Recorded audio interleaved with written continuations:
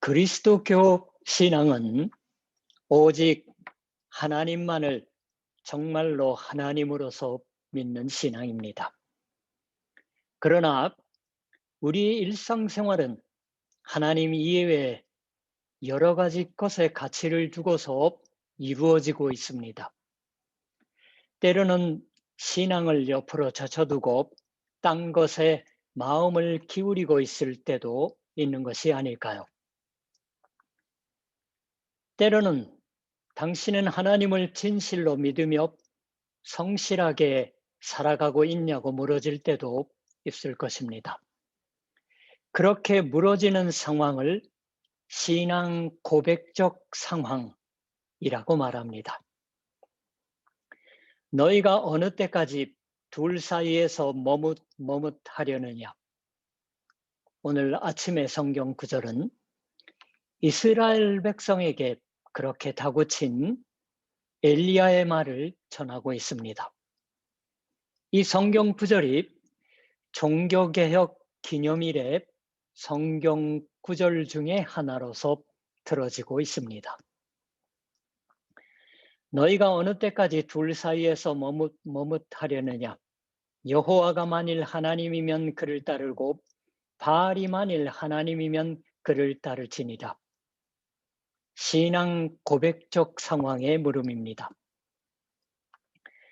고대 교회의 시대 로마 황제가 친히 자신을 신으로서 숭배하도록 요구한 적이 있었습니다. 황제가 하나님이냐, 그리스도가 하나님이냐고 물어지고 순교자가 나온 적도 있는 것입니다. 일본의 교회도 천황이냐, 그리스도냐 라고 물어졌던 적이 있었습니다. 어느 것이나 라고 대답할 수는 없습니다. 신앙의 각오가 무너집니다. 갈멜산상에 바알의 선지자와 엘리야의 대결의 장이 설정되었습니다. 갈멜산은 페니키아, 성경에서는 스로보니게라고 표현을 하고 있지요. 그것은 아프리카에 있는 리비아의 베니게와 구별하기 위해서 시리아의 베니게, 요즘 말로 하면 페니키아입니다. 갈멜산은 그 페니키아와 이스라엘의 국경에 있는 지점으로 여기에 페니키아와 이스라엘의 신의 제단이 놓여져 있었습니다. 여기서 바알과 주 하나님과의 사이에 어느 쪽이 정말로 자연을 지배하는 신인가를 결정하려고 하는 것입니다. 백성이 한마디도 대답하지 아니하는지라 라고 21절에 말해집니다. 그리고 엘리야의 격렬한 싸움이 기록되고 마지막에 39절이 되어서 모든 백성이 보고 엎드려 말하되 여호와 그는 하나님이시로다. 여호와 그는 하나님이시리로다 하니라 하고 신앙 고백의 말로 맺어집니다. 열왕기상 18장은 구약 성경 속에서 가장 격렬한 싸움이 기록되어 있는 구절의 하나라고 말해집니다. 예언자 엘리야를 전하는 성경의 본문은 복잡한 성립 과정을 거쳐서 우리의 성경에 기록되어 있는 최종적인 문장이 되었습니다. 예언자 엘리야의 전승에는 아합 왕의 악한 정치의 문제가 있고 하나님이 3년에 걸쳐서 가뭄을 내렸다고도 기록되어 있습니다. 그 결과. 그러나 오늘 아침의 구절에서는 왕의 신앙이 문제라고는 기록되어 있지 않습니다. 문제는 이스라엘의 백성의 불신앙으로 언제까지 둘 사이에서 머뭇머뭇하고 있는 백성의 상태가 무너지고 있습니다. 왕의 불신앙이 아니라 백성의 불신앙이 문제입니다. 아마 예언자 엘리야에게는 처음은 가뭄이나 기근, 그리고 얼마 안 있어 백성의 불신앙이 문제가 되었던 것이 아닐까요?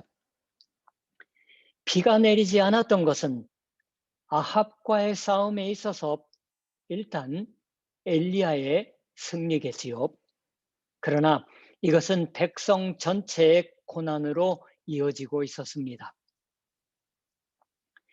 신앙이 둘 사이에서 머뭇거리게 되는 위험은 가나안 땅에 이스라엘 백성이 이제 나중에 선주민이 있었고 들어갔던 것이니까 항상 있었습니다. 둘 사이에서 머뭇하는 상태는. 이스라엘에게 있어서 가나안 문화의 본질로서의 바알 종교는 적어도 이스라엘이 가나안에 들어왔을 때 지도자 여호수아의 시대 때부터 원칙적으로는 부정되고 있었습니다. 여호수아는 세겜이라고 하는 땅은 아브라함이 가나안 땅에 들어와서 처음으로 하나님께 제단을 쌓은 지역 이름이에요. 아브라함이 여기서 가나안 땅을 그의 후손들에게 주시겠다는 하나님의 약속을 받은 장소가 세겜이고, 여호수아가 세겜 땅의 백성을 불러 모은 것도 그러한 의미가 있기 때문입니다. 그래서 하나님과의 계약, 즉 언약을 떠올리게 하면서 아브라함과 맺었던 백성을 향해서 한 말이, 만일 여호와를 섬기는 것이 너희에게 좋지 않게 보이거든 너희 조상들이 강 저쪽에서 섬기던 신들이든지 또는 너희가 거주하는 땅에 있는 아모리족 속의 신들이든지 너희가 섬길 자를 오늘 택하라. 오직 나와 내 집은 여호와를 섬기겠노라. 여호수아서 24장 15절에 말하고 있었습니다.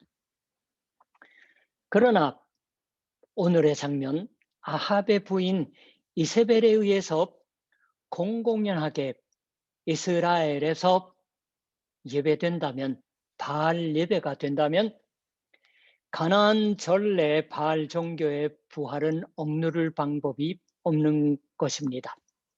이것이 엘리야와 아합의 대결의 보다 근본적인 문제입니다. 지금 농민의 사활이 걸린 비의 문제를 둘러싸고서 주 하나님이냐 바알이냐의 선택이 무너지고 있는 것입니다. 또한 나중이 되면은, 후대가 되면은 이스라엘의 사람들은, 주된 사람들이 바벨론 유습, 일본어로는 바비론 호슈라고 하는데, 주된 지도자 역할을 할 만한 사람들이 포로로 끌려간 것을 바벨론 유수라고 합니다. 강제 이주시켜지는 경험을 했습니다. 바벨론으로. 그때에도 바벨론의 종교신 무로닥, 이냐 그렇지 않으면 주 하나님을 믿느냐가 물어졌습니다. 에레미야가 그렇게 물었습니다. 에레미야서 50장 2절 이하를 보시면 알 수 있어요. 주 예수께서 야곱의 운물이라고 불리우는 지역에서 제자들은 점심을 구하러 마을로 들어가고 혼자 앉아 계실 때 이야기를 주고받은 사마리아 여인에게 너에게 남편 5이 있었다고 말하셨던 것도 사마리아의 복잡한 종교 사정이 있었던 것을 의미하고 있었다고 해석하는 학자도 있습니다.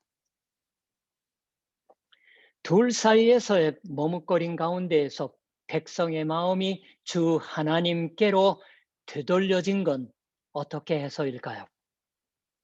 엘리야의 제안은 어느 쪽이 기도에 응답하는 신인지를 안다고 하는 것이었습니다. 이에 불로 응답하는 신, 그가 하나님이라. 그 말에 바알의 선지자들은 거역하지 못하고 그들 쪽의 인원수가 훨씬 많았으므로 먼저 제단을 쌓아 거기에 희생 제물을 올려놓고서 신의 이름을 불렀던 겁니다. 바알이여 우리에게 응답하소서. 줄곧 부르는 것입니다. 그러나 아무 소리도 없고 아무 응답하는 자도 없었습니다. 그들이 그 쌓은 제단 주위에서 뛰놀더라. 뛰놀더라. 고 하는 말은 종교 의식상으로 추는 춤의 한 형태를 가리킨다고 합니다. 이 뛰놀다는 왼쪽과 오른쪽 무릎을 번갈아 꺾는 동작을 말하는 듯합니다. 또 21절에 머뭇머뭇하다. 엘리야가 다구쳤던 이스라엘 백성의 신앙의 태도, 머뭇머뭇하다와 이 뛰놀다라고 하는 히브리 말의 어원이 같아요. 둘 다 절룩거리다 하는 정도로 옮길 수 있습니다. 절룩거리다. 엘리야의 통렬한 조롱이 이스라엘 백성과 바알의 선지자들 양쪽을 향해졌다고도 읽힙니다. 드디어 바알의 선지자들은 자신의 몸을 상하게 하여 피를 흘리면서 신에게 구한다고 하는 자학적인 종교의 광소 상태, 미친 듯 떠들어대는 상태예요. 광란하면은 떠들지는 않습니다. 광소 상태에 빠졌다고 기록되어 있습니다. 그런데도 아무 일도 일어나지 않았습니다. 그 다음에 엘리야가 이스라엘의 방식으로 측량하여서 제단을 고쳐 쌓았습니다. 게다가 희생 제물 위에 몇 번이나 물을 부어 불이 내리기 어렵게 했다고 말해집니다. 성경은 마치 3년 동안 가뭄이 이미 계속되고 있는 걸 잊은 것처럼 서술하고 있는지도 모르겠어요. 희생 제물에 불물이 있었다고 하는 것을 보면은 아무튼 그것은 우리의 관심이 아닙니다. 물을 붓다고 하는 것은 조건을 더 어렵게 하는 것이겠지만 회개 행위의 뜻을 지닐 것입니다. 사무엘상 7장 6절에 그들이 미스바에 모여 물을 길러 여호와 앞에 붓고 그날 종일 금식하고 거기에서 이르되 우리가 여호와께 범죄하였나이다 하니라 라고 있습니다. 그리고 엘리야의 기도가 드려집니다. 물을 붓고서 희생제물 위에 이스라엘에게 땅과 땅의 소산을 주시는 선조들의 하나님께 기도 드렸습니다. 신명기 보시면은 그런 표현이 많이 나와요. 이에 여호와의 불이 내려서 번제물과 나무와 돌과 흙을 태우고 또 도랑의 물을 핥은지라 라는 겁니다. 성경 속에서 불이라고 하는 것은 하나님의 임재의 상징입니다. 하나님의 권능을 표현하고 있습니다. 여호와의 불이 내려서 재물을 전부 핥았어요. 하나님의 강렬한 힘이 나타나 보여지고 그것이 사람들에게 마음을 바꾸게 만들었다고 하는 겁니다. 즉 불의 기적으로 말미암는 하나님의 개입, 재물을 분명히 받아들이시는 살아계신 하나님의 기적을 성경이 모사하고 있습니다. 번갯불은 우가리트 신화가 발견되었다고 말씀드렸죠. 시리아 지중해 연안에 위치하는 우가리트라고 하는 지역에서 발견된 신화에 의하면 원래 바알이 그의 원수인 가뭄과 죽음의 신 모트를 죽이는 무기가 이 번갯불, 전광이라고 표현드렸죠. 한문으로. 번갯불은 가을 비에 동반합니다. 이스라엘의 하나님은 그러나 바알과는 달리 그냥 번갯불이나 천둥을 치면서 자연 세력들을 지배하시는 분이신 것만이 아닙니다. 오히려 불 가운데서 말씀하시는 하나님이십니다. 이것도 신명기 4장 한번 읽어보시면 불 가운데에서 말씀하시는 하나님에 대한 묘사가 여러 번 나와요. 반복해서. 바울은 고린도전서 안에서 유대인은 표적을 구하고 헬라인은 지혜를 찾으나 라고 기록했습니다. 1장 22절에요. 유대인들은 저 홍해를 건너는 출애굽이라는 하나님의 기적을 경험한 백성입니다.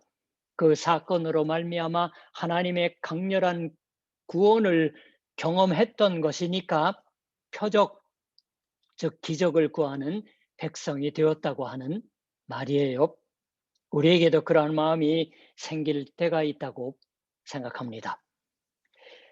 제가 동경내리 국제교회에서 신학생과 전도사로 있던 때에는 일본의 홀리네스 무리의 집회에 곧잘 갔었습니다. 거기서 한 신도의 간증을 듣는 기회가 있어서요.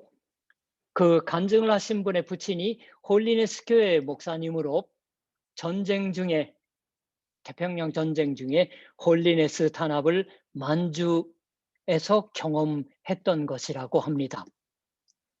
부친이 감옥에 넣어지고 그 때문에 가족은 지옥과 가난함으로 고초를 겪었다고 얘기했습니다. 간신히 귀국할 수 있었는데 부친은 그 패전 후에도 전쟁 후에도 생활이 곤란한 이주지에 가서 개척 전도를 그만두려고 하지 않습니다. 그걸 보고서 이 간증하는 분은 장남으로서 가족을 싶은 마음이 나머지 부친을 미워했다고 해요. 후려 갈겨 버릴까 하고 생각한 적도 있었다고 하는 간증이었습니다.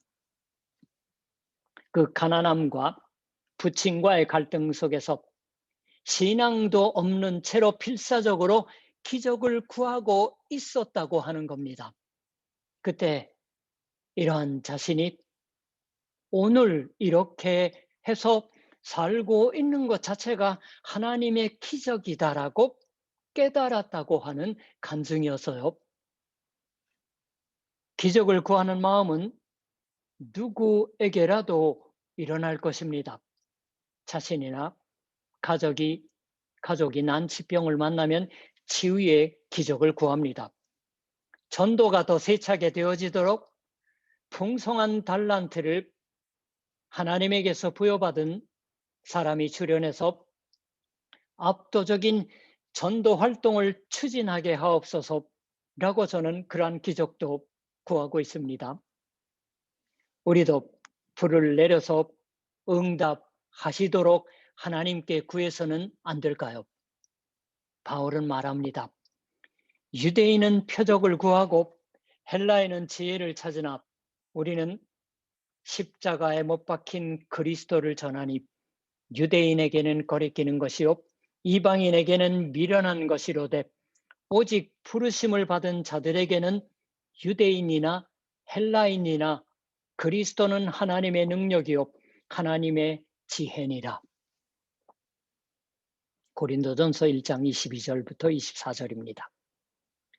하나님의 능하신 임재를 나타내 보이고 하나님의 강력한 개입을 나타내 보이는 하나님의 기적은 일어나고 있는 겁니다. 갈멜 산상에 흠뻑 젖은 재물을 남김없이 태운 기적도 놀랄만한 기적이지만 그걸 능가하는 강렬한 하나님의 임재와 역사의 개입이 그리스도, 그것도 십자가에 달려진 그리스도로 말미암아 일어난 것이라고 바울이 고린도 교회에 써보낸 편지에서 그렇게 증언하는 것이에요. 하나님께서는 둘 사이에서 머뭇머뭇하고 있는 우리를 위해서 독생자를 아낌없이 죽음에 넘기시오. 우리의 죄를 아들 그리스도의 십자가 위에 지게 하시고서 처단하여 아들과 자신의 아픔을 통해서 하나님의 긍휼의 의를 나타내 보이셨습니다. 각을 떠진 것은 송아지가 아니라 독생자이신 하나님 그리스도이고 아버지와 아들과 성령이신 하나님의 중심에 오늘도 우리의 구원을 위한 주님의 십자가가 흔들림 없이 세워지고 있습니다. 그 홀리네스 목사님의 자식이 부친을 후려쳐주고 싶다고 하는 마음의 갈등 중에도 이러한 자신이 오늘 이와 같이 살게 함 받고 있는 것이 하나님의 기적이다라고 깨달았다고 하는 것이지만, 우리도 그래서 우리의 오늘의 존재의 배후에, 그리고 오늘의 현실의 근본에 주님의 십자가가 줄곧 서 있는 것을 잊어서는 안 됩니다. 주 예수의 십자가로 말미암은 아버지, 아들, 성령의 긍휼의 사건이 오늘도 진행하고 있습니다. 그러니까 엘리야가 한 말은 우리에게도 꼭 들어맞는 말이 아닐까요? 주 여호와는 하나님이신 것과 주는 그들의 마음을 되돌이키심을 알게 하옵소서. 하나님 자신이 우리의 마음을 반복하여 원상태로 되돌이키십니다. 신앙의 애매한 상태로부터 그리스도를 가까이 우러를 때 우리는 신앙으로 되돌려질 것입니다. 그리고 백성이 엎드려서 한 말도 그대로 우리에게 꼭 들어맞습니다. 모든 백성이 엎드려 말하되 여호와 그는 하나님이시로다. 여호와 그는 하나님이시리로다 하니라고 있습니다. 열왕기 18장의 절정은 하나님의 강렬한 임재에 있습니다. 그로 인해 둘 사이에서의 백성이 그 머뭇거림의 상태에서 명확한 신앙애로 전환시켜진 것에 있습니다. 거기가 절정입니다. 그렇게 해서 보면 40절에 있는 엘리야가 그들을 바알 선지자들을 기손 시내로 내려다가 거기서 죽이니라 라는 처참한 기술은 중심이 아닙니다. 몇 명이에요? 몇십 명도 아닙니다. 800명이 넘는. 그 이전에 아합의 아내 이세벨이 많은 여호와의 예언자를 살해했습니다. 오베다가 100명을 숨겼죠. 살해에 대해서 살해로 보복했다고 하는 것이겠지요. 그러나 보복은 아무런 해결도 되지 않습니다. 해결은 하나님의 권능의 임재에 있습니다. 이 점에서 교회는 보복의 엘리야를 따르는 것은 하지 않습니다. 인도주의에 반하기 때문일까요? 그렇지 않으며 주 예수께서 보복이나 살해를 허락하시지 않기 때문입니다. 누가복음서가 전하고 있습니다. 주 예수께서 예루살렘을 향하는 도중 사마리아의 마을 사람들은 예수를 받아들이지 않았습니다. 배척했어요. 제자 야고보와 요한이 이를 보고 이르되 주여 우리가 불을 명하여 하늘로부터 내려 저들을 멸하라 하기를 원하시나이까. 9장 54절에 누가복음서라고 있습니다. 그건 분명 오늘의 성경 구절을 떠올려서 하는 말일 겁니다. 그러나 예수께서 돌아보시며 꾸짖으시고 라고 말하십니다. 주 예수께서 십자가의 길을 걸었던 건 사마리아 사람들을 위해서도 였던 것입니다. 우리는 둘 사이에서 머뭇하는 중에서 예배에 올 적이 있습니다. 예배 오기 직전에 남편과 부인이 말다툼할 적이 있잖아요. 저도 있습니다. 오늘 설교할 수 있을까 하는 생각이 들 정도. 신앙이 분명치 않으며 머뭇하는 중에 있어도 예배에는 와야 합니다. 온라인에서라도 예배에는 참여해야 합니다. 설교만 듣는 것이 아니라 와도 좋은 겁니다. 어떤 상태여도 우리의, 그러나 이도 저도 아닌 상태로 예배를 마칠 수는 없을 것입니다. 주님의 십자가 아래서 바쳐지는 우리의 예배에 주 하나님께서 임재하시고 강렬한 구원의 능력을 발휘하십니다. 저 골고다의 주님의 십자가 곁에서 로마의 백부장이 이 사람은 진실로 하나님의 아들이었도다라고 말했던 것처럼 우리도 말하지 않으면 안 됩니다. 살아계신 그리스도의 임재에 감사하여 여호와 그는 하나님이시더라 라고 이 신앙의 고백으로 한 주간의 생활의 발을 내디뎌 가는 것이 아닐까요? 그것이 주님의 십자가 아래서 드려지는 우리의 예배입니다. 기도하시겠습니다. 거룩하시고 자비하신 우리 모든 피조물의 주가 되신 하나님 만군의 여호와여, 오늘 극적인 장면을 통해서 우리가 엘리야의 그 신앙생활 속에서 우리가 따라가야 할 길을 분명히 보여주시는 줄 믿습니다. 복수가 아니라 여호와 하나님의 강렬한 임재가 하나님 뭘 의미하는 것인지를 그리스도의 제자들을 향한 꾸짖음을 통해서 우리도 또한 이 코로나 와중 속에서 세상을 살아갈 때 하나님 더욱더 인류를 사랑하신 그 화해의 복음에 합당한 우리의 생활의 모습이 되어지도록 역사하여 주시옵소서. 예수님의 이름으로 기도드립니다.